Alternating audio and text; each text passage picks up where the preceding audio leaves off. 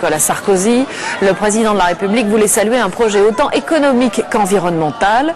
Il a aussi affirmé qu'il tiendrait son engagement sur le service minimum dans les transports. Les rames circulent depuis le week-end dernier sur plus de 9 km de voies qui sillonnent la fameuse Canebière et le centre-ville de Marseille. À Antibes, la municipalité a fait un tout autre choix. Elle accueille gratuitement dans ses parkings les voitures électriques d'une start-up version écolo.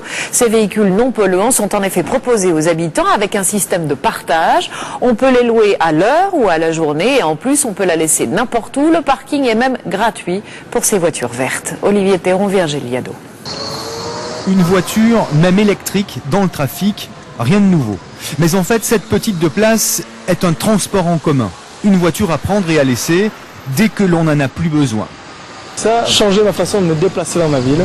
Je n'utilise plus mon véhicule personnel pour les petits trajets quotidiens. J'utilise Cité Vue, j'utilise Vulog.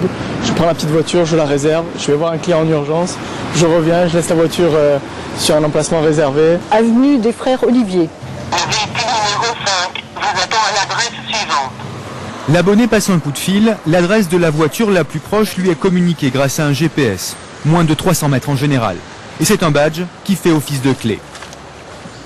C'est une start-up qui a développé le concept et les logiciels qui permettent de gérer la flotte de voitures. Pour l'instant, il y en a 5 et depuis 3 mois, à Antibes, on se les arrache. Si ça fonctionne bien dans une ville qui est active et dynamique et moderne comme Antibes, ça doit fonctionner dans n'importe quelle ville, quelle que soit sa taille, puisqu'on a développé un modèle qui permet d'étendre en fait le cas particulier laboratoire à toute ville.